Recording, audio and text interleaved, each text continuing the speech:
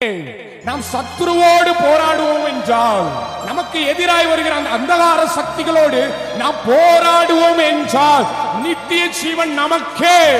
மனுஷனோடு போராடி போராடி போராடி நாம் அழிந்து போகிறது தாங்க மிச்சம்.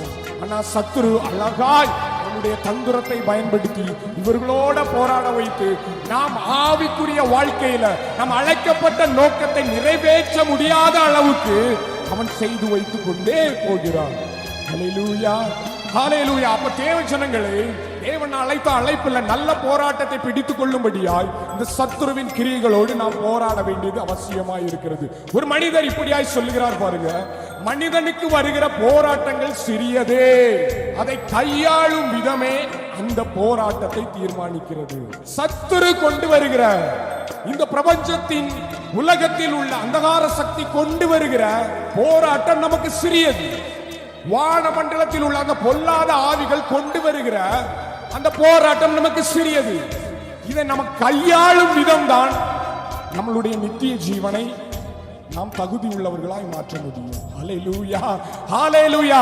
நாம் மனுஷனோடு போராடி எதையுமே சாதிக்கவும் எதையுமே சந்திக்கவும் முடியாது. ஹல்லேலூயா.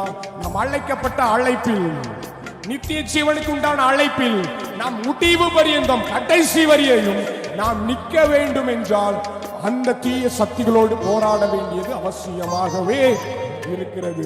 பவுல் அவர்கள் அருமையாய் நமக்கு கற்றுத் தந்தார்கள். நீ நல்ல போராட்டத்தை போராட வேண்டியது அவசியம். நித்திய ஜீவனுக்காக, இதுக்காக தான் நீ அழைக்கப்பட்டு இருக்கிறாய். உனக்கு அப்போ நீ போராடி என்றால் உனக்கு ஒரு போராட்டம் இருக்கிறதா? அங்கே 11வது வசனமும் 13வது வசனத்தையும் ஒருவர் படிக்கலாமா? நீங்கள் பிசாசின் தந்திரங்களோடு எதிர்த்து நிற்க திராணி உள்ளவர்கள் ஆகும்படி தேவனுடைய சர்வாயுத வர்க்கத்தை தரித்துக் கொள்ளுங்கள். 13 ஆகையால் தீங்கு நாளிலே அவைகளை நீங்கள் எதிர்க்கவும் சகலத்தையும் செய்து முடித்தவர்கள் ஆய் நிற்கவும் திராணி உள்ளவர்கள் ஆகும்படிக்கு தேவனுடைய சர்வாயுத வர்க்கத்தை எடுத்துக் கொள்ளுங்கள். இந்த வசனத்தை நீங்கள் எப்படியாய் புரிந்து கொண்டீர்கள்? தேவ ஜனங்களை, நம்மளோடு கூட போராடுகிற அந்தகார சக்தி எப்படி போராடுகிறான் என்றால் தந்திரமாய் போராடுகிறான். அவன் சாதாரணமாய் வரவில்லைங்க நம்மளோடு கூட.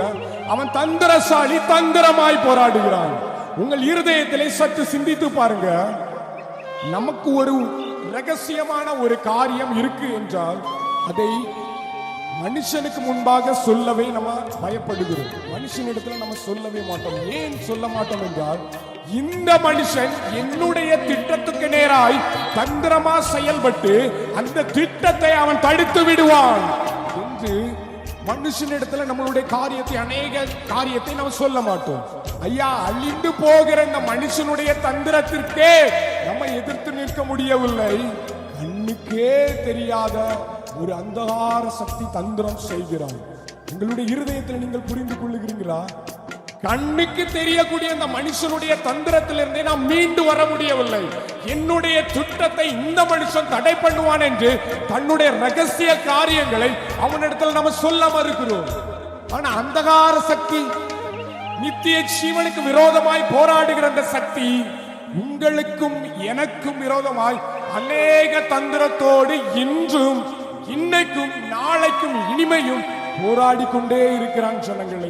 அப்ப இவனுடைய தந்திரத்தில் இருந்து நாம் விடுபடும்படியாய் அங்கே பவுல் நமக்கு கற்றுத் தருகிற என்ன காரியம் என்றால், இவனுடைய தந்திரத்திற்கு எதிர்த்து நீங்கள் போராடத்தக்க, திராணி உள்ளவர்களாய் மாறத்தக்க தேவனுடைய சர்வாயுதத்தையும் தேவனுடைய கவசத்தையும் தேவனுடைய ஆயுதங்களையும் நீங்கள் தரித்துக் கொள்ளுங்கள் என்று சொல்லுகிறார். தேவ ஜனங்களே, இந்த நேரத்தில் தேவனுடைய சகல ஆயுதத்தையும் நாம் தரித்துக் கொள்ளுவோம் என்றால் அவனுடைய தந்திரம் நம்மளிடத்தில் பழிக்காது.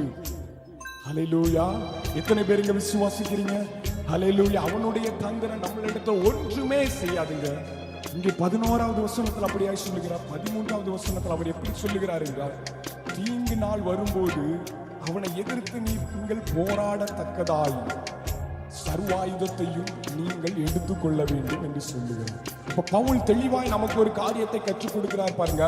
சத்துருவின் தந்திரங்களோடு எதிர்த்து நிற்க திராணி உள்ளவர்கள் ஆகும்படி, சத்துரு தீங்கு நாளில் அவன் உன்னை எதிர்த்து